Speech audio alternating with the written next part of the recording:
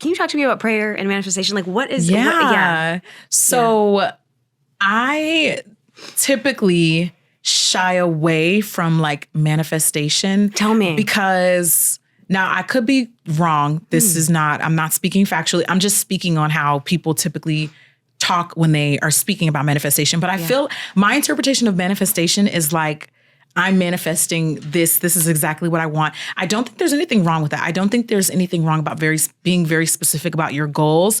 However, I actually, personally for me, this is not what I'm encouraging other people to do, but I actually prefer to pray for things that are actually in God's will, because there are things that you could want that you have no business having access to or have no business actually getting. Like a man, like a job. Hello, everybody, and welcome back to It Takes a Village. I'm your host, Delina, and this is a show that we focus on who helped people build their companies, their lives, who they are. And I'm so excited because today's guest is the Jackie Aina Asamoah. And I'm very excited to have her on. She's a content creator, a co-founder of FORVR MOOD, which is an incredible fragrance brand that does candles and does perfumes and fragrance. It's very exciting for me because I remember when I first discovered Jackie and just like what she was doing and what she was working on, just it made me, I don't know, feel seen. She was wearing bold colors, and like back in the day, we were all like putting on tons of makeup, and it was really a time. It was about being creative and fun. And one of the reasons why I wanted to have her on is because I admire who she is, her work ethic, but also the fact that she was able to create this incredible brand that was firmly in fragrance, something that she's always been interested in, but she was so known for beauty. So it was this really big pivot at a very interesting time. She launched the brand in 2020, which was a very interesting time to launch a brand for sure, but it did very well. She had 45,000 people on the wait list to get access to FORVR MOOD. I was one of those people. I bought the candles. I love them. The burn time is incredible. If you have not yet experienced, I highly recommend. Yeah, I mean, more about Jackie because you just need to know how amazing she is. She has done collabs with Anastasia Beverly Hills, Elf Cosmetics, Too Faced, Sigma Beauty, and more. She has also had many awards, including the NAACP's first ever YouTuber of the Year. This was at the 49th Image Awards. She is the Adweek Creator Visionary. She won that award. The Glamour's Woman of the Year. Refinery 29's Beauty Innovator of the Year, WWD's Beauty Inc. Awards Influencer of the Year, and has been nominated for 3 People's Choice Awards. She made her Met Gala debut in 2021 and has been recently featured on the covers of Essence, The Knot, and profiles in Vanity Fair, Harper's Bazaar, Elle, Allure, The New York Times, Wall Street Journal, and more. So I'm really excited for you to meet her simply because this is going to be more of a conversation than an interview. You know what we do here. So I'm excited to bring you along, have you experience the Jackie who's always supported me ever since the very beginning of my career. We're going to talk about that too. And yeah, I'm excited. Before I go, just really quick, make sure that you subscribe to this channel. I post this on YouTube, but also it's available on Spotify and on Apple. Leave us a review there. And you can also go to ittakesavillagepod.com, and you can subscribe to the newsletter because I send out a newsletter every couple of weeks. Okay, with that being said, let's get into this incredible episode. I'm so happy to have you here. This feels so like nighttime to like just speaking into the big mic. I love it. It just feels so political. Yeah. You're like, I'm here and I'm here to talk about doing a press statement. Yes, I know, exactly. And in the suit. I know, which right? I love a suit. Same, yeah. I was like, what are your guests wear? Like, what should the vibe be? Yeah. And I just went off of that. Yeah, thank you. And I'm glad we're both wearing blazers. Me too. I do love a blazer. I do too. Yeah. We talked about this off camera, but you know I love an hourglass blazer too. Something with a little. I know. You know when I was a little kid, okay, do you remember Petite Sophisticate and Casual Corner? Do you remember I remember Casual Corner. You're a Casual Corner? Okay, yeah. so there was like one for like smaller, like people, I guess, like shorter, whatever, you know, because you gotta get the shorter tailored stuff. That would have been me. So I wore like a suit to my middle school graduation.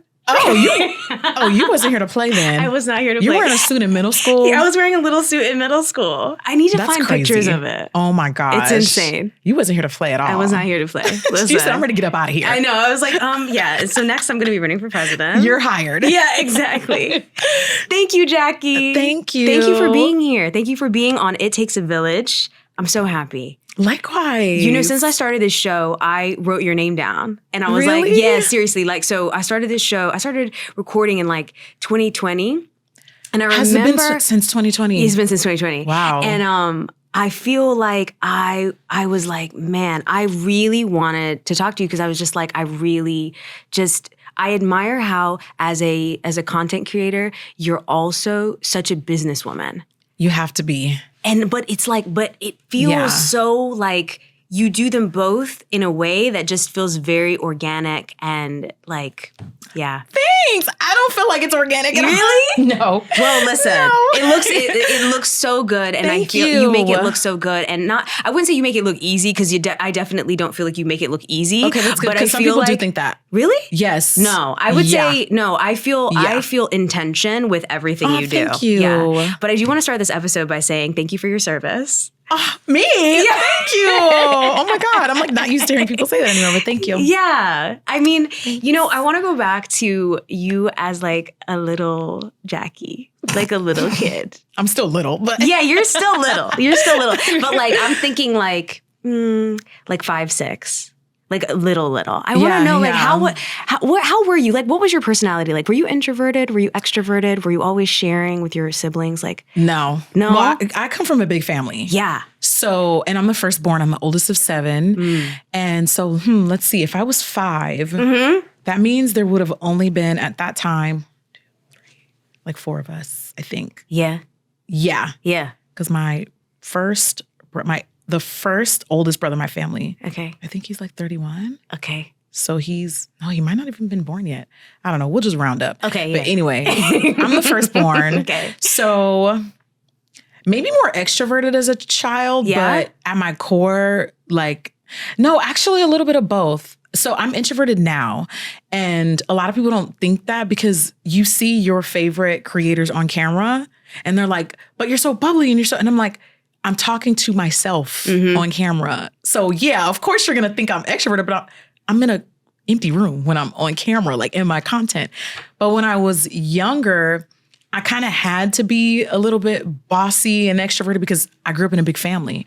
And my childhood, you know what I think I'm going through right now as an almost 40-year-old woman? I think I'm getting to an age where I'm realizing that my childhood was harder than it should have been.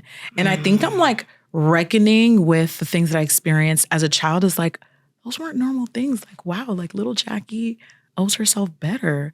Like, I feel like we just got right into therapy, the deepness. But like, that's what I feel like I'm experiencing now. I'm like, wow, like I had a lot of potential that I wish would have been poured into me. So like as young as like elementary school, or I would actually love to know, when did you know you wanted to be a makeup artist? Okay, so for me, I was in college. Really? Yeah, because so when I was younger, my mom told me that I couldn't wear makeup. Like we were not allowed. Yes. Like no makeup at all. Your family's African, right? Yes. Okay, Eritrean. You're Nigerian. I thought you were East African. Right? You look East African. Yes. Eritrean and Ethiopian. Okay, yeah. got it. So yes, you're right. So same. Yeah. Yes, exactly. We'll give it away. I'm not one of those people, but you do have very East African features. Thank you. I appreciate that. I mean, from one Africa to another, I know people. That's it. We know each other. We see each other. And so your last name too, because Medhin, of the H. Oh, Yeah, I think that's what I'm like. Oh, she's East African. Like I just know. Yeah, it's true. You're right. So I didn't play with makeup until I didn't even know really what I was doing. Plus, back in the day, like we didn't have to. The girls know now. Like, listen, can we talk about it? Because I learned how to do makeup in books and trial and error. Yeah, I was like blue eyeshadow. I was like, boom. Well, listen, that's how it serve. That's the phase you needed to go through. You needed to go through the embarrassing phase to get good at this craft that you built. Absolutely. So you knew in college. Yeah, I knew in college. What about you? I knew when I was like 9. Ooh. So when I was a kid, I was like, Were you playing already in makeup, or you just saw it and tell me how it happened? I knew, so it wasn't makeup outright, but I knew that I wanted to be in either beauty and fashion. I wanted to be a cosmetologist. I don't know why I knew what that word was at 9 years old, but I wanted to act 9 years old. I wanted to be, and that's an all encompassing term, right? Yeah. So it is. I knew I wanted to be one of the three because it's hair, skin, it's makeup, nails, and hair. And I'm literally now a licensed cosmetologist, and I did makeup professionally. I don't do freelance anymore, and now I'm a content creator. I work in fashion, and I also wanted to be a fashion designer. So Maddie knew from a very young age, girl. I knew, but I wasn't around enough encouragement to help me really foster that craft. Yeah. Was it also because growing up African, it's like they're looking at you like, what are you doing? Makeup. They would make fun stuff? of you. Yeah. Yeah. They're like, you want to be a clown? Yeah. This was before. And a lot of people don't remember this. Yeah. But how old are you? I'm 39. Okay. So then you come from the era of beauty that I come from. Yes. Pre-2000. Yeah. There was an unspoken, Black women don't need makeup. Yeah. Do you remember that? I do remember that. And Black women in media always had it was basically like clean beauty. Yeah. And it was never glam. It was like lip gloss. It was Oh Baby from MAC. Very basic. And it was chestnut. very basic and natural hair. And there's nothing wrong with that, but it was one look that Black women were assigned to. And I just was like, that's cool sometimes, but I want to, sometimes I want to do a little bit more. Sometimes I want to be a little bit more glam. So I was definitely, when I started my YouTube channel, was fighting against that, Black women do wear bronzer.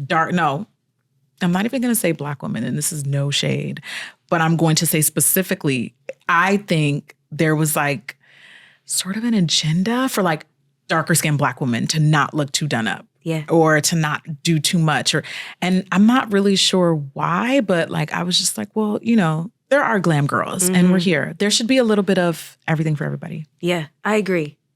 Okay, wait, because now I'm curious. So you were saying you feel like as you're getting older, you feel like where are you giving yourself grace from when you were a child? Because you were saying earlier, I just am so curious about that. You feel like as you've gotten older. You're just dang, that's not normal. Dang, that's not a normal childhood. You know what I mean? Mm-hmm. Especially, it's more so being the oldest of so many siblings. Yeah. So I've had to reckon with the things that I've had to put off or say no to at the expense of other people. And then I get to the position that I'm in now, brand founder, beauty creator, you're essentially in an industry that normalizes being pedestalized and being praised and all this stuff. And it's nice to get positive encouragement, but I think I'm now at a place where I'm if it comes at the expense of you saying you can't do this, or you have to sacrifice this, or you have to do that. Yeah. I'm just at this point in my life where I'm what I'm hearing and what I'm seeing at one point in my adult life is I felt like there was a lot of, you have to be perfect. You have to be perfect. And it started to remind me of my childhood. And you have to, and so then I was just no, we're going to have to start rewriting the story. And it doesn't necessarily mean that I don't want to be a role model. You can still be those things, but it's not too much though. I'm still a person. I'm still a human. I guess what I've been searching for as an adult is the ability to be human. Whereas when I was a child and when I was a teenager and when I was a young adult, I didn't really get a lot of that. And so now I'm okay, I'm giving myself permission to be human. Yeah. Because I'm around people that are allowing me to do that. My husband, my friends now, even my community online that are just Jackie's just a person. Let her live. And I'm yeah, period. Yeah, you're whereas before, I didn't really peep it. You know what I mean? So I guess that's just where I am right now. I love that. In a very deeply complex answer to your question. Yeah, you're emanating a lot of happiness. When I see you post online, I feel like you come from this place of joy and also just you just feel really at peace. Oh, thank you. Yeah. Do you feel that too? Is that what am I seeing what you're feeling? I do. And to get back to what you were saying about carrying this brand, all of what I'm doing now. Yeah. I think I needed to do that in order for me to not crash and burn at 35. Because when you're busy, you're basically distracted, right? And when you're, how can I put this? Like when you are, if you have like a traumatic background, if you're not careful, it can bleed into so many other areas of your life.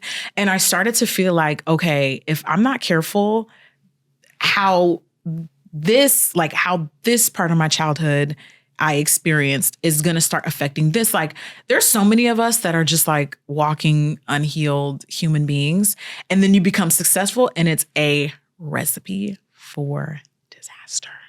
So I was just like, yeah, it's time to just pump the brakes and start making different decisions. And I think as a brand founder, I'm not sure if becoming successful and having a brand would have allowed me to do that. I think I still would have been operating at the level that I was at. But I feel like once I got to like certain doors, I would like put the key in and it wouldn't unlock until I figured out, oh, okay, I needed to accomplish this, or I needed to fix this, or I needed to learn this. Wow. And then that door would unlock and then I would get to another place and then I'd be like, oh, okay, same problem, maybe rebranded, or a different lesson. What do I need to learn? I'm like praying. I'm like trying to, look at the bigger picture. So a lot of like being a successful brand founder is requires an incredible amount of personal growth, emotional growth. You have to start looking in the mirror and being like, hey, you want to address this? Do you want to get to the next level of success? Do you want to accomplish this next goal? I think that's what I'm learning a lot of. Like, you're going to be stuck if you don't learn this, or if you don't cut this out, or if you don't talk to me about this prayer thing, because I think, I mean, it's you talk about, actually, I'm thinking now of somebody stopping on the street and there was a video of them being like, so who would you like to give flowers to? And you were like, Jesus. You're like, I can't give it to Jesus, so I'm gonna give it to me. And I loved it. Yeah, I loved it. I was like, okay, perfect. I was like, I'm gonna talk to her about prayer. And also what I feel like, I've been spending a lot of time in prayer, especially since moving here, because I lived in New York. I came here and I feel Which was like, great. I was like, girl, you're moving to New York? I know. I was like, I need to know what motivated this decision. I know. I was looking for peace. It was so loud in New York. On that note, yeah. Amen. And I love New York. I love it. Me too. But for the weekend. I need some peace. For the weekend. For a few days. It's loud. I did a decade in New York. Damn. Wait, so where are you from originally? North Carolina. Wow. So I'm from quiet. So then I'm surprised you lasted 10 years. I'm surprised. That's impressive. I know, but you know what? I always felt like the speed of New York was how my mind was working and how I wanted to kind of like do things. Okay. But then, fair enough. Yeah. But it was like also, then you kind of get to a place where you're like, I just want to find resonance in my body. Yeah. Like I want to be connected to me. Yeah. But yeah, okay. Can you talk to me about prayer and manifestation? Like what is, So I typically shy away from like manifestation. Tell me. Because now I could be wrong. I'm not speaking factually. I'm just speaking on how people typically talk when they are speaking about manifestation. But I feel my interpretation of manifestation is like, I'm manifesting this. This is exactly what I want. I don't think there's anything wrong with that. I don't think there's anything wrong about being very specific about your goals. However, pause, comma, I actually, personally for me, this is not what I'm encouraging other people to do, but I actually prefer to pray for things that are actually in God's will, because there are things that you could want that you have no business having access to or have no business actually getting. Like a man, like a job.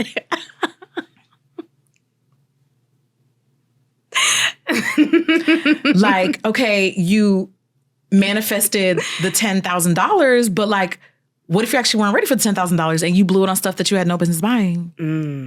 You know what I mean? Like, I would rather pray for God's will. So what I pray for very specific things. Like, let's just say I wanted to pray for a G-Wagon. I already have a G-Wagon, so check. Yeah. But like, let's just say. Shout out to God. Shout out to God, right. Amen. Amen. Let's just say the prayer is, if it's in God's will, Lord Jesus, to give me that G-Wagon, make it so that it's so glaringly obvious that you want that from me that I can't ignore it. That's what I pray for. And that is, I think you're putting the you're giving God's glory because you're still saying, you're still trusting that it takes an incredible amount of faith to pray like that, because, and also removing your own ego, because like, yeah, I still want the G-Wagon, but I might not be ready for it, or I may not even deserve it. You know what I mean? Like, I may not deserve it, and that's okay. You got to have like a level of self-awareness to do the job, honey. Like, XYZ is not hidden yet. Like, I don't need to be there. You know what I mean? Like, some things you're just not ready for. And sometimes there are some things that God is just not ready to give you, because you could squander it. You could, who knows, disrespect it. You can't hold it. Yeah. So, especially with this job, I just be like, okay, Lord, like, if there's something you want me to learn. I actually really like, this is a prayer that hits with people. So in business, in my personal life, and of course in dating, but I'm not dating anymore, I pray, please show me this person, and just make it like, just smack me in the face with it. Like, make it so glaring, like, don't hold back. But that's a prayer you have to be willing to eat, like, because you have to be careful if you pray for stuff like that, because when you see it, it might be something terrible. It might be something whoa, I did not. I know you was gonna unload the clip. But sometimes that's what it takes. Sometimes that's what it takes, especially when it comes to like, maybe someone you were like really close to when you were giving them the benefit of the doubt, and they were just like playing you for the fool, and you couldn't, because if you love someone or you're close to someone, you couldn't see it. It's just, I think that's one of the most meaningful ways I've operated, both personally and professionally. I love that.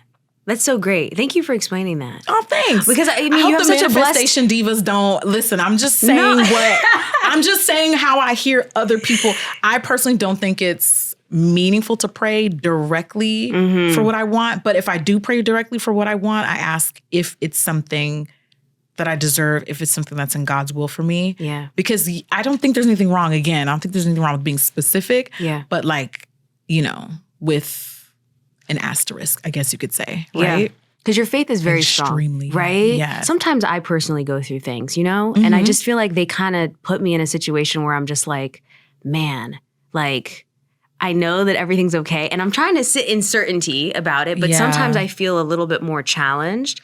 Like, I'm just kind of like, okay, like, I feel like this is supposed to work out this way. And then I'm like, okay, but God, like, if you want it to happen, like, it'll happen. And then you'll be like, okay, but yeah, like, but I kind of need it right now. So like, kind of, So how do you calm yourself in those moments? Do you have those moments?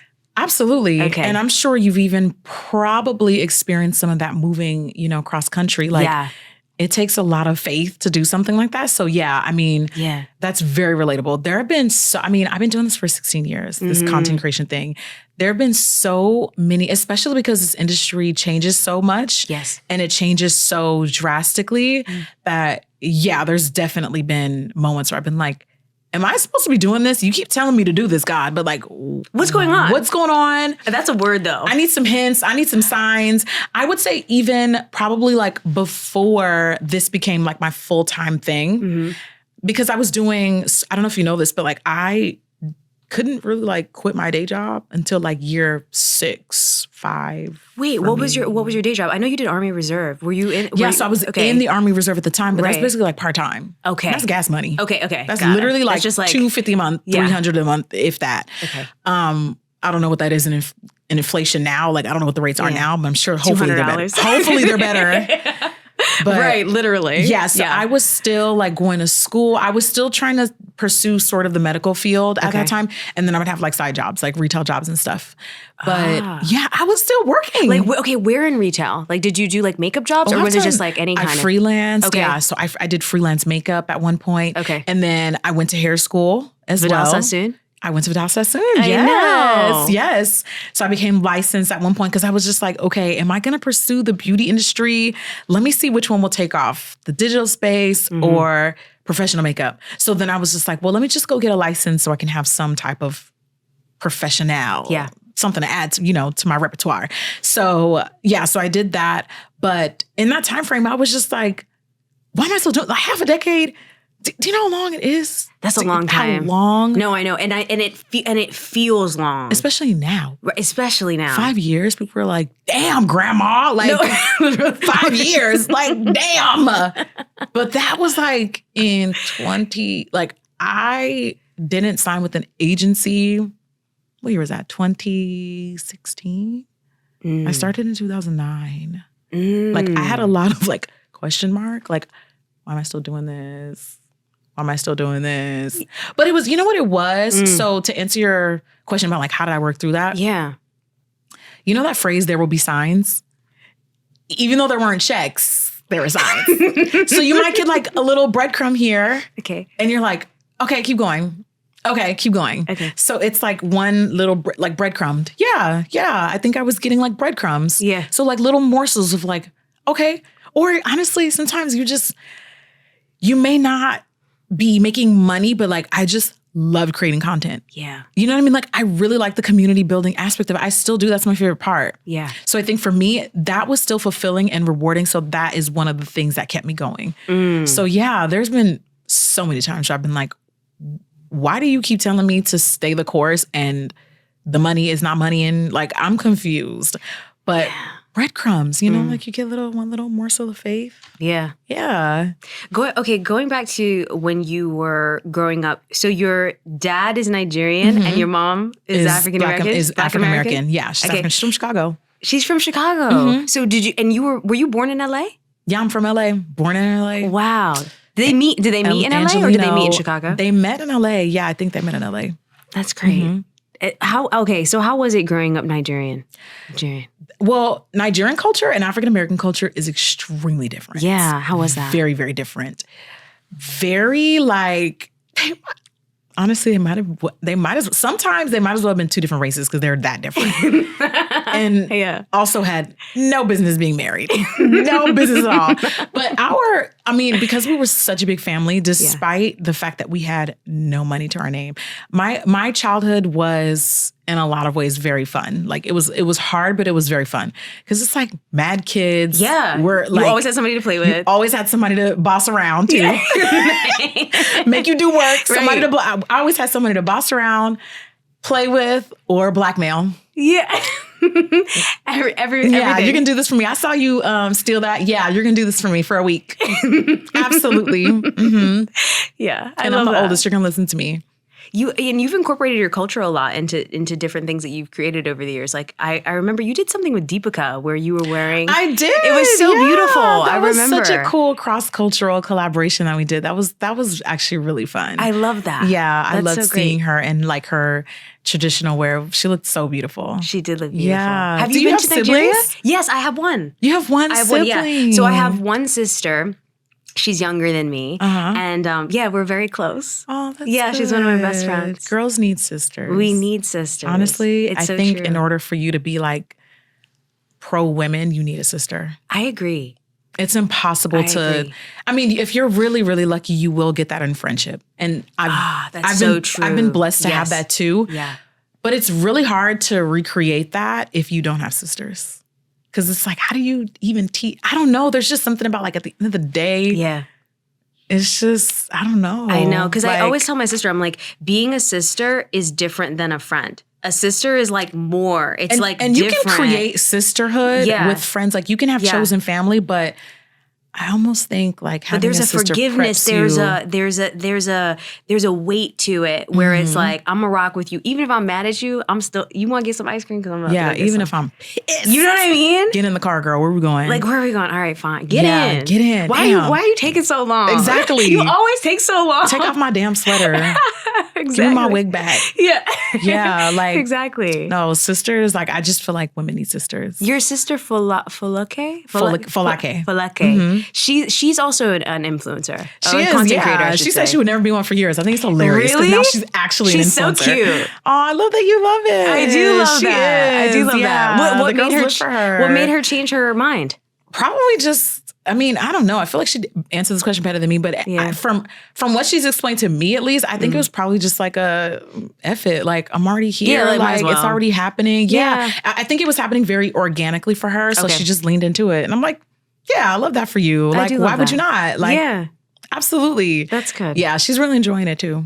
That's great. I feel like, it's like I think there's such a great feeling growing up. Also, the way I grew up, my family was always like, your family is the most important thing. Yes. That's how my family always was. Yes, So it's a like, lot of African families, you know what are I mean? deeply, yeah. It was like, did you grow up like that too? Mm-hmm. Yeah. I feel like it's that intensity of being like, we have to take care of each other. Like we're all we got kind of thing. Yeah. Yeah. It's kind of like a little mafia. Low key though. Low key. Yeah. Yeah. We kind of call, like, my mom's sisters we call them the Seam sisters. And we're like, yeah, you guys are like, it's your maiden name. We're like, you guys Sometimes are all. it be like that though. You know? Listen. Yeah. It's my sisters before anybody. And my brothers too. Like I ride for my siblings. Yeah. All of them. We're locked in. Locked in. I love that. Okay, so I want to talk to you about I feel like one of the smartest business decisions I've ever seen, which is you starting FORVR Mood. Yeah. Because you were like, you were this incredible beauty content creator. Everybody knew you for it. And then it's like, you were able to keep that business going because you didn't say, let me start a beauty brand. You said, let me start a brand, it started with candles and then it grew. And yes, which have amazing burn time, by the way. So I feel like what made you want to do that? Because that was betting on yourself big. Yeah. Like, how did that go? How did that feel? How did this conversation happen? I actually feel like the longer that this brand exists, the more I realize how much I needed to bet on myself in the way that I did. I did not think that far ahead. I genuinely thought FORVR Mood was going to be a passion project. Really? And I was working at 2 things at the same time. Okay. And then COVID happened. And also, I forgot to tell you this earlier, but when I was 9 and I said I wanted to be a cosmetologist, that was the age that I discovered perfume. So I had hyperhidrosis and I would sweat a lot. And so one of the ways that I thought I was camouflaging the sweat, but now that I'm an adult, obviously I know it doesn't work that way. But anyway, it was like one of the few things that my mom, like, we could afford to splurge on. So I would just go in her collection, steal her perfume. And that's what made me feel good. So I became like a little junior nose really young because I could start to smell like, oh, I don't like the way that smelled. Like I could kind of clock when something kind of smelled a little cheap versus when something was like really, really complex, really good quality, et cetera. So like I learned that from a very young age. And so as I grew older, there were like really specific voids that I wanted to fill in the fragrance space. Also, I should also mention when you have hyperhidrosis, and in the comments, if you know, you know, but when you have hyperhidrosis, you're aware of how everything smells around you. And you're constantly self-conscious about if people are smelling you. So that also translates to like, what do people smell when they come in my car? Do they smell me? What do people smell when they come in my house? Does it smell funny? Like, are they comfortable? So I became that person with like everything, every personal space of mine. It needed to like smell pleasant because I didn't want them to smell me. Yeah. So imagine that being like decades of like super paranoid about you not smelling good or your personal space is not smelling good. So that's how I got into candles. That's how I got into like car scents. Like I was just always obsessive about smell because like I had an issue with sweating. So it just became something that I was like super deeply self-conscious about. So anyway, I always, and because I was always trying things, I was always like, oh, that doesn't have this or that doesn't have this or this is missing. So I was like, you know what? One day I think I'm gonna have my own brand. But it was always just kind of like side gig. It was always kind of like passion project, right? Yeah. And so me and Dennis were working on something and then the pandemic happened. Okay. So we paused it, but then he was like, I think we should revisit. It wasn't called FORVR Mood, but it had like a working name. But he was like, I think we should revisit it, you know? So we did, and we launched in 2020. And the only reason why we were able to do it like in that year is because we were already working on it. Like it didn't just like come from nowhere. Like we'd already been working on it for years before the pandemic. It just so happened that the world shut down, but I wasn't wearing makeup, but I was still using scent. I was still wearing fragrance. Right. I was still burning candles. So, you know, then like the pandemic happened, the candle boom happened, and we were like, we were not prepared. We were not ready. Yeah. So you had 45,000 people on the wait list. Something like that. It was out of control. Wow. But I genuinely thought this is target practice for my main, I'm not going to say what it is. for my other brand. Okay. This was like, I'm just going to see if people like what I create. I'm going to practice being a brand founder, and this will hopefully position me for my other thing that I'm working on. Okay. That I was still working on. Are you still working on it? I'm not going to say. Okay.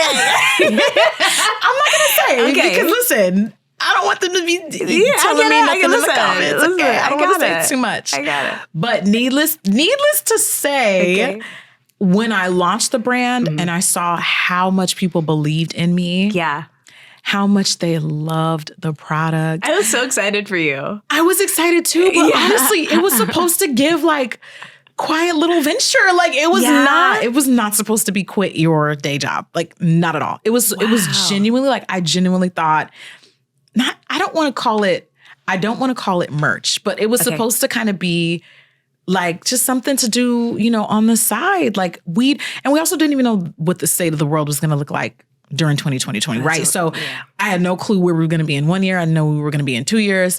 So I was just trying something different. I was just like, just try something different. And to answer your question, that was the first time, besides starting my career as a digital creator, that was the first time I was like, I did something that nobody was telling me to do. Nobody was pressuring me to do. Nobody was expecting me to do. And I still ate that. Yeah, that's what I'm talking about. After the years went on, I was just like, that's looking kind of powerful. Like, it's very let me get cozy. Like, I like the way that feels. I love that. Like, I almost became a little obsessed with the way that feels. Because I never had the permission to do stuff like that. It was always what everybody else wanted. And so I'm not even going to lie. Even if it wasn't good, I still feel like I might have felt that satisfaction of like, but at least I tried. Yeah. Like, at least I tried. Do you know how many firstborn daughters, African women, hyper independent women that don't even try because everybody else is expecting them to show up a certain way, to accomplish a certain thing. And they just look back and they're like, look at the time I've lost because I did everything everybody else told me to. I feel like I would crumble if I never at least try. Even if you fail, like I just was like, I'm worth betting on. Like it's something that I just wanted to do. Even if I was the only one buying the candles. I didn't care. I was like, I just want to do it. Like, who cares? Like, it's just so do brave. Yeah, it is brave. I mean, brave. Starting a brand in general is brave, even if it's something that people know will be successful. Like, I already know what people wanted me to create. And then also, what you mentioned earlier, I didn't really think about this at the time, but if I did the obvious, which would have been starting a makeup brand, I'd kind of be out of a job and then the brand That's why I was like, this is so smart. But I wasn't thinking of it that way. Yeah, that was my first thought was, I wasn't thinking of it that way at all. I was just thinking, I want pretty candles. And this is what I would change. And this is what I would do. And I want a perfume line, but we're not going to do perfume first because this was the era where like celebrity perfumes were like, it was like before the celebrity makeup brand boom, before Fenty kind of like started that domino wave. It was every celebrity and their mama had a perfume line. And I don't position myself, I'm not a celebrity, but people position influencers as celebrities. So it's sort of the same expectations, right? So I was like, I just had very specific, I was like, we're going to do this first. We're going to see if people like what the FORVR Mood vibe is. And then while we launch candles, we're going to be working on the perfume. But I was always centering perfume. Like fine fragrance was like, but I was like, let's just lay the groundwork. Let's just get people familiar with our family first. You know what I mean? Like, let's just see if they like our point of view on scent and fragrance. And then when we launched the fragrance, it had been years of anticipation, community building we had created. So, but I wasn't, as far as the whole not having work, like I wasn't really thinking of it that way back then. It's also really interesting because it's almost like you were kind of at the beginning of, there's a huge fragrance boom happening like now. And I feel like you kind of kicked off. Yeah, you were right at the beginning of this like new, because now everybody's trying to create something. Even like, big houses like Chanel is like trying to, do whatever, trying to come up with different brands. And And I'm noticing like there's this huge trend. Why do you think that's happening? Like, why do you think fragrance is becoming a big thing? Just because, well, first of all, I'm happy to see it because I'm happy to see it too. I'm happy to see You're right on time. fragrance talk also becoming a thing, because when we started FORVR MOOD, that was like the very early stages of fragrance talk. And I felt like I was finally finding the content that I wanted to do. But like what I knew, fragrance content on YouTube was just not, even now, it's not really a thing. It's more so a TikTok thing. Like I think people really love short form, punchy content with fragrance on TikTok. Mm-hmm. But even on YouTube, it's still not a thing, but I've always wanted to do. I've always wanted to make fragrance content. Mm. But, you know, when you're a content creator, as you know, and you know, this is what people are watching, this is what people are reacting to, you're not even going to bother with stuff that you don't see. And I wish I didn't think of it that way then, because the firsts are always the ones that kind of, you know, it may have been an audience of 0 at the time, but like at least you were one of the first. But yeah, girl, like I've always wanted to see this. I'm so happy there's such thing as fragrance talk. I love it. I live for it. Yeah. Cause like it's about time. Yeah. But it's a new thing. And you know, now I'm thinking about it. During COVID, I feel like we all started to think more about what does our home feel like? Yeah, that became the new beauty, I think. Right? Yeah. Like it kind of became, and that makes me think also about Lavishly Jackie. Yes. Did you launch that at the same time as FORVR MOOD or a little bit? The same year. Okay, the same year. Yeah, because I remember thinking, wow, this is such a good idea, because to your point, it's like you're able to have like you, the person, and then like your brands. I kind of feel like Lavishly Jackie is almost like its own brand in a way. I mean, there's definitely overlap. Yeah. But yeah, it's for the girls who love home. Yeah. It's for definitely more luxury. I didn't want the day one people who are following me to feel like, oh, your content is drastically just this now. You know what I mean? Like I wanted to give a little bit of a separation, but now I feel like there's room for both to exist. Yeah. Now that Lavishly has been established for so long, I definitely feel like there's room for both to kind of like people love it, you know? No, it's nice because it's like it gives you a different vibe, and then it's also like it almost has its own aesthetic in its way, that in page, right? Like it kind of, I mean, they're both you, but it feels, I don't know. Why did you think to make it as a separate thing? I know you said you didn't want to abandon your existing person, but like, was there ever a moment where you were just like, well, I don't want to manage 2 pages? Well, so when I started it in 2020, it was very easy to manage 2 separate pages because, you know, we had nothing but time. We were at home. Yeah, you're right. So, good point. But again, like I was more so thinking like that old school YouTuber mentality where once the content changes, people are like, all right, I'm jumping ship. I'm not into this. So I was like, okay, well, I can still have my main account and things don't have to change too much there. But, and even just to be able to optimize like SEO, right? Like my For You page, because these are obviously 2 different accounts. So the content that's served to me in my Explore page on Lavishly is not even the same as Jackie Aina. Okay. They're curated to what I'm posting, what I'm actively like hashtagging, who I'm interacting with. So I see way more home decor content on Lavishly, obviously. I see way more cleaning girlies. I see definitely more fragrance. And then on Jackie Aina, it's like luxury beauty. And also my Explore pages are hella black.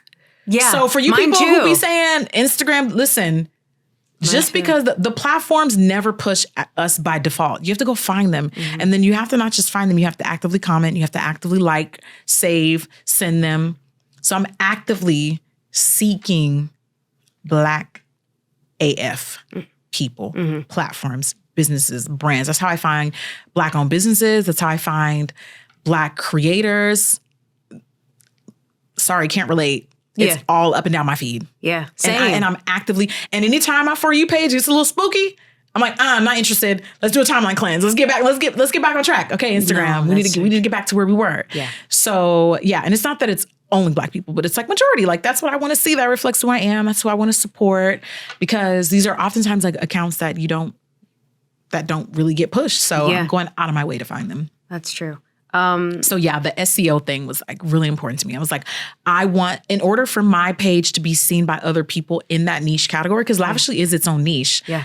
I was like, I think I need to separate it so that I'm consistently posting in that niche and then I can be pushed to that niche too. So that's why I decided to separate them. I see. Okay, no, that makes sense. Then your timeline stays clean in both. Yeah, exactly. Yeah. Exactly. Yeah. Exactly. I know you're in a very different stage than probably a lot of people that are interested in, maybe creating content right now. But do you have any like suggestions of what people should do or could do? Oh my God, that's a good question because damn, I'm almost curious to know like what your advice would be if it would be the same as mine, because the industry is so different. But you know what? I feel like if you were to pick up your phone and start creating content now, you're so lucky. You have the hindsight of not doing any of the FUCK SHIT mistakes we all made. That's true. You kind of have the groundwork. Like the formula is pretty much just like plug and play.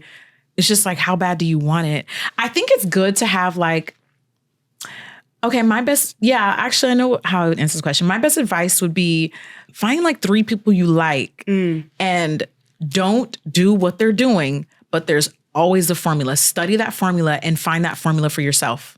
Oh, that's a good idea. That's what I would say. Okay. Find what the commonalities are. So I know the girlies love a hook. Like people are always ingraining like have a hook. But that's the thing. There's a reason why that works, right? So it's things like that. Like, okay, this creator has a hook within 10 seconds. I'm going to start having a hook. Don't take their content. Just the strategy, study it, because most of the successful creators all have a commonality. So I think it's just a matter of finding it and being like, oh, or on the flip side, all 3 people have the same formula, or maybe they have the same strategy, but you notice one thing they're not doing, do that one thing and just consistently do it. So, find the point of difference, find the white space, fill the white space. But I would say, look up to people that are already doing it, because there's a formula for everything. Do people have to post every day if they really want to grow? They probably do. Okay, I'm not gonna lie. Yeah. Because I was probably a couple times a day. A couple times a day. With Lavishly, even with Lavishly, when I started that account, I was posting like 3 times a day. Wow. Yeah, I was posting like 2 or 3 times a day.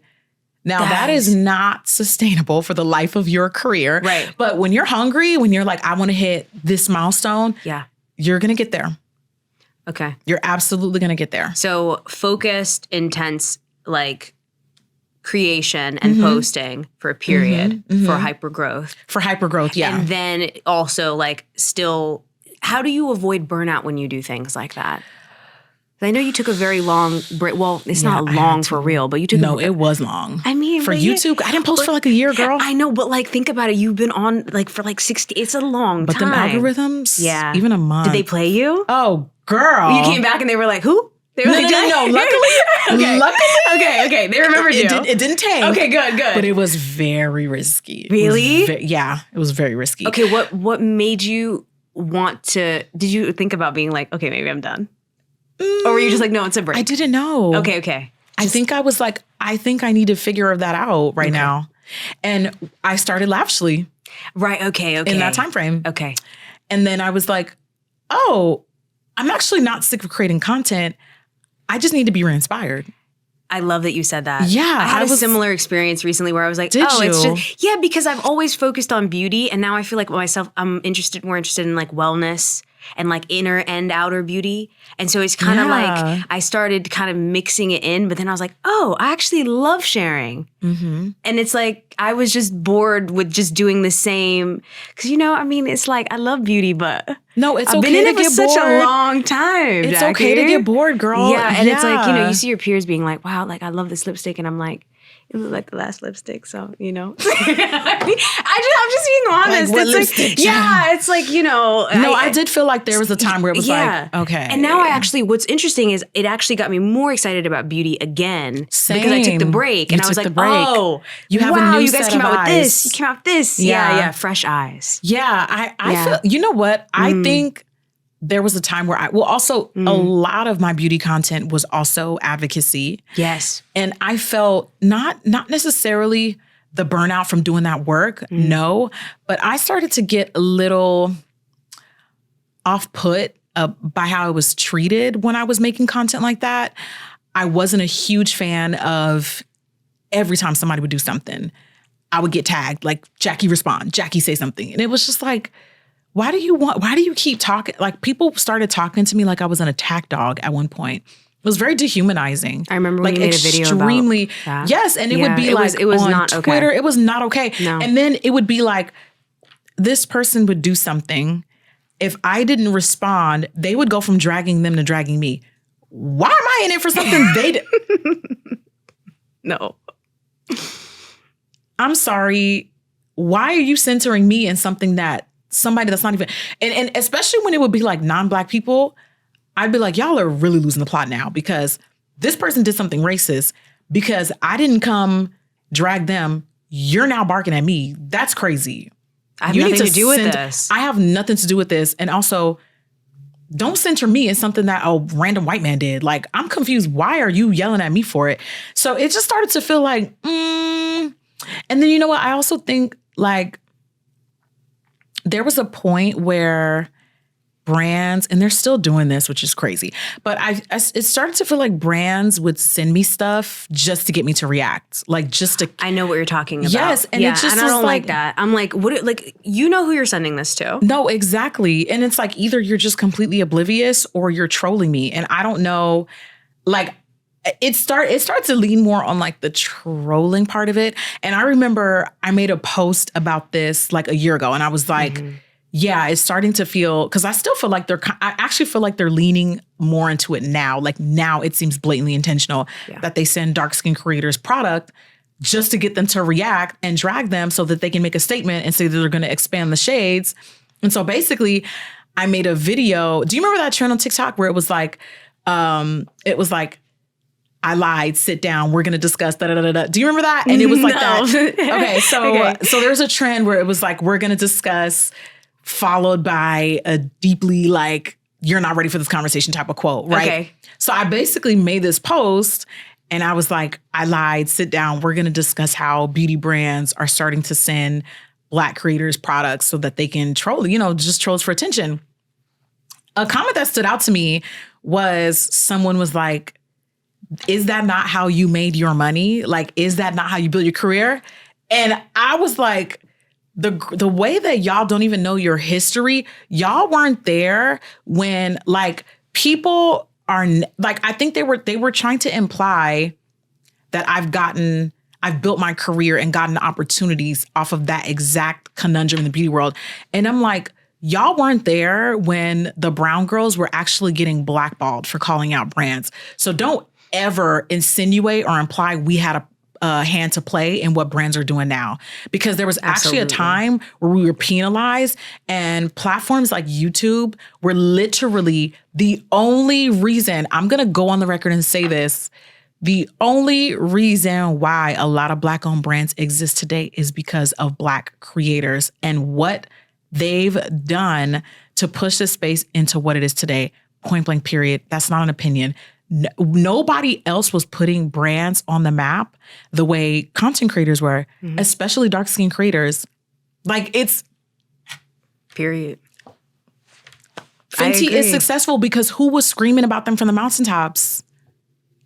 Absolutely. And I'm not even just talking about me. I'm talking about Black creators that were doing the work and were not always paid for it. If anything, the opposite would happen.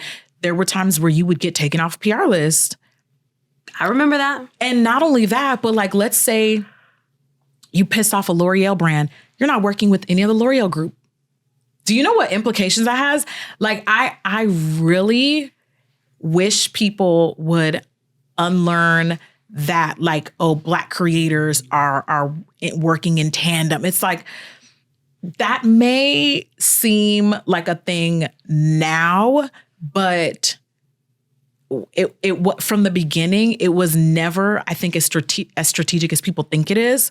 Because there was like, the exchange wasn't views. Like, we weren't making money for calling them out. No. They were not listening to us at all. Like, if anything, our community was like, yeah, they were eating it up. But It was not the But yeah, but it career didn't- stepping stone that people think it is. Yeah, it didn't result in money. Collaboration. It didn't result in collaboration. It It didn't even damn sure did not result in collaboration. absolutely not. No, No. for sure. In fact, like you said, I mean, and then how do you pay your bills, especially if you're a full-time content creator where they're being like, well, no, we can't work with they're taking people off the list Yep. because they're speaking up.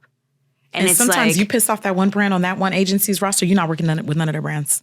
it's wild. Yep. Yeah. There was definitely a time, like right now is a different time. Right now is a very different time. But influencers, like I there's no way I'll know if it's ever intentional from the brand side. I don't know if they do this to actually troll us, but yeah, I was just like, not you saying I had a part to play in it. What the hell? Like that was when I stopped. That was around the time you were when like, I got burnt out, where I was like, I don't even like feeling like they're trolling me. So I'm just gonna back away. So that's why I took a break. Yeah. Yeah. Well, I mean, thank you for your advocacy work. I mean, it's made a huge difference. I mean, even as a makeup artist and working as a makeup artist, those positions started to open up as global makeup artists. Those were never held by Black people. Good. You know? Clearly, because Product the stuff that they was development. You very know? obvious. You know, like that started to Very become obvious. like, well, actually now we need somebody who's actually a Black person in here so that way we can make sure that this shade range actually covers them. Yeah. Shout out to people like Sheikah. Yeah. That's why I love what she's doing. I love Like, Sheikah. Yeah, that was very obvious. And very also obvious. that's also a big part of why I wanted to have bigger conversations versus like just what's on the shelves. Like, are you hiring Black people behind the scenes? Because it's very clear that they're not there. And if they are there, they're not in a position of power where they can speak up and use their voice, which They're is not being heard. They're not being My heard. DMs, girl. Yeah. Especially when I was doing more of that type of work. Yeah. There'd be so many, I work for so-and-so and thank you. Because they wasn't listening to me. Yeah. Period. They were like, thank you. Appreciate so you. If I can be the mouthpiece for that one person in that boardroom who's being gaslit like crazy, my work's done. I love that. Yeah. So do you feel more freedom now in being a co-founder of FORVR MOOD? Like, does this feel now like, okay, great. Like, I don't have to think about how my content is landing with brands because now I have my own thing. Does it feel freer in that way or different? Not one bit. Okay, tell me. Yeah, tell me. How does it feel? Okay. You're like, another actually- unforeseen problem. Okay. So how can I put this? Okay, so when you're raising money, and it's like, oh, remember when you dragged this brand that we invested in? Copy. And it's like, okay, still said it. Yeah. Still ashy. 10 toes down. Still ashy. Yeah. Yeah. Still anti-Black. Yeah. And like, okay, like if you're going to invest, if you say you care, especially these like funds for people of color, I'm like, what does that even like? Also, they're laughable. They're don't even get me started. Don't even get me started. Don't even get me started. Okay, because Don't even get me started. because I literally am like, I'm just like, yeah, okay. I'm like, they're in Series B. Like, why is this the amount? Yeah. Did you self-fund at first? Did you do like self-funding? We're fully self-funded still. Oh wow, that's amazing. It's a lot of money. I can imagine, but it's great because then you have more control. We have full control, which is great. Yeah, and I feel like once investors get involved, I mean, I interview a lot of founders, and I feel like once investors get involved, things get a little tricky. It gets tricky. It gets tricky. But we have had like not too many, but to answer your question, like there have been times where it's like, oh, they invested in so and so. Yeah. And I drag the hell out of it. And like, I don't feel bad per se, but sometimes, a little comment will be slipped here and there. And then I'm like, damn, this almost feels like a conflict of interest now because how will that work? Like, I don't, how will that work? Yeah. So you still have to be very strategic. And I'm always strategic anyway with the messaging that I use in my content, but that definitely has not changed. Yeah. Yeah. The industry's small. The industry is very small. You piss off one especially person. in LA. I thought New York was small, but LA is really small. The industry's very small. It's very small. This beauty industry is very tiny. Okay, so in terms of building out a team for FORVR MOOD, like who was your first? It was you and Dennis were working together to create, to imagine everything. And then who do you bring on? Like, who was your first person? So when we first launched the brand, and this part of our business has changed. But when we first launched the brand, we had what you would consider like a manufacturing partner. Okay. So it was completely turnkey and they had everything in place. Oh, that's great. And it was supposed to be great. Sounds real good. Listen, it got us to where we needed. Okay. It got us to where we needed. Okay. And we ended up having to, unfortunately, sever that relationship. And we did it on, hopefully, you know, on my end, at least what I was exposed to. We did it on as much as we could have amicable terms. Okay. But now, so when we walked away from that, then we basically had to like do our own hiring. But it was so, in the beginning, it was so much less stressful because it was like, they already have a team. They already have everything in place. So it's literally just us leading the creative direction. And then they have everything in place. But it just didn't work out. And that happens. Like it just, sometimes things just don't Sometimes work things out. don't work out. And it's good to like move on. And Especially to not stay. early. Especially early. Especially early. When did Because- you cut ties? Like within the first like couple years? Yeah, it was like year 3. Two. Oh, wow. It was either 2 years in. Yeah. But it was quite a bit of a process. It was a long process. It was Yeah. almost like getting a divorce. Because it was like, this is ours. It was a lot. Yeah. And we had a warehouse, so we invested in a warehouse with them. It was very lengthy and layered. Yeah. Wow. That sounds like very, very intense. It was a little stressful. So, okay. So in terms of like structure of the company, I feel like this is something that I kind of want to have an idea of. Like, how many people are working with you at this Less point? than like 10. Really? Very small. Okay, come on. Yeah, it's I me, love that. Dennis. One of his family members works on our team. Yeah. And the rest of the employees are, well, we have like a couple that are kind of like consultants for us, which I think is amazing. Yeah. By the way, especially in the early days when you're still scrappy, consult. Everybody can't be on a salary. Sometimes it's just not doable. We on 1099 you. So yeah, exactly. So yeah, Okay. like it's about 7 or 8 of us. Okay. That's great. And some are remote. So yeah. That's really good. Do you feel like what do you feel like your goal is for FORVR Mood? And I don't want to talk too much because I'm sure like you gotta keep things under wraps. But like, is there anything you can share about like where you want it to go? Just to continue to be the authority on fragrance, period. Yeah. Like to put the niche back in fragrance. Because I think right now more than ever, people love like an if you know, nod. You know what I mean? Like, I think people still love big brands. I still love big brands, designer brands. I do. Me too. But I think now people are like, have you heard about this? Like people love feeling like they discovered like in the know. new. Yes, exactly. Like underground vibes. So, you know, we're a niche brand. So there's still so many people who have yet to discover us. And I love that. And I think one of the biggest things I'm the most proud of is people who discover the brand and they're like, oh, I didn't know who Jackie Aina was, but now I'm following her. Yeah. That is what I love. Someone who just falls in love with the product and doesn't care about me. Like I love that. I live for that actually. Because it's like you're just here for the product. Yeah. It's like separate. It has its own life. It has its own life. Yeah.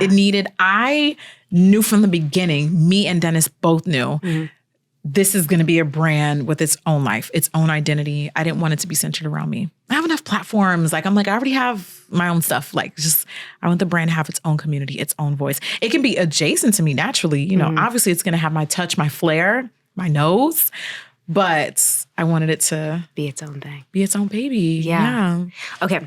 So this is my last question. Okay. Which is like, wow. This is so good. Thank you. You're so great. I'm like, I don't want it to end. I don't want it to end either. Okay. So my last question is, so this show is called It Takes a Village. So I want you to share with me somebody who has helped you personally and also somebody who's helped you professionally in your life or career. You can choose either one. Does it have to be the same person or a different person? It could be a different person.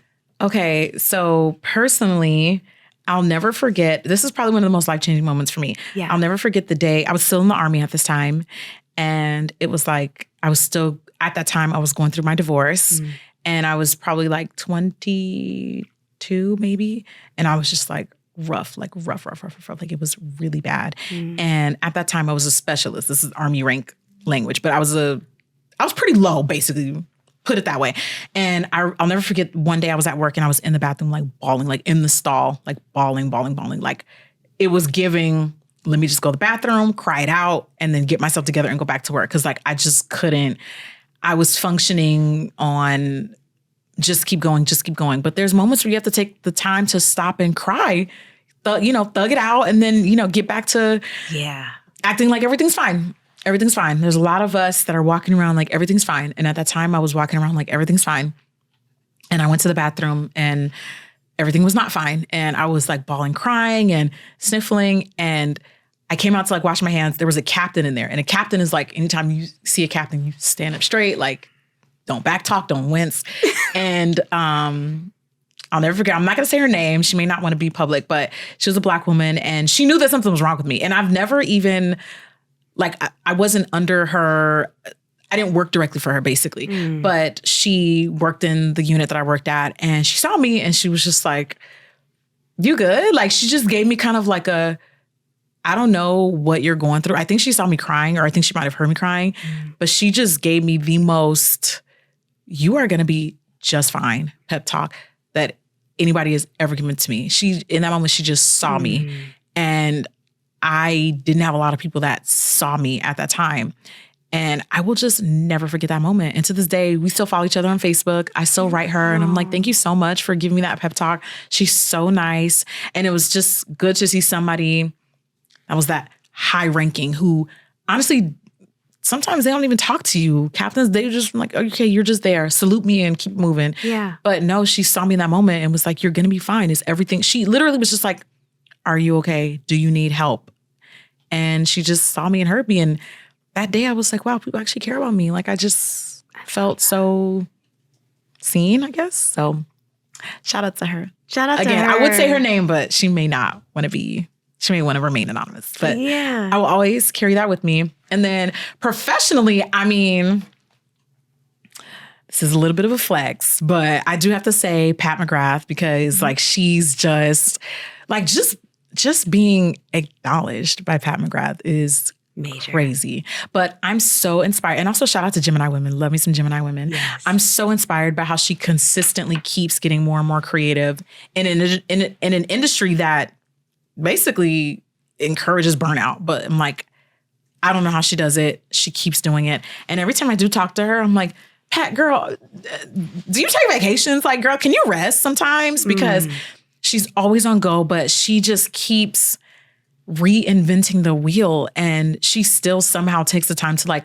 stop and see new talent, new creators. Like, I love it. I love someone who's never too big to be like, come with me. You know what I mean? Like, I love her. So yeah, those I two love women. that.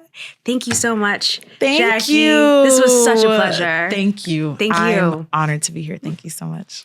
Thank you so much for listening and for being a part of my village. Please leave us a review and I will see you in the next episode.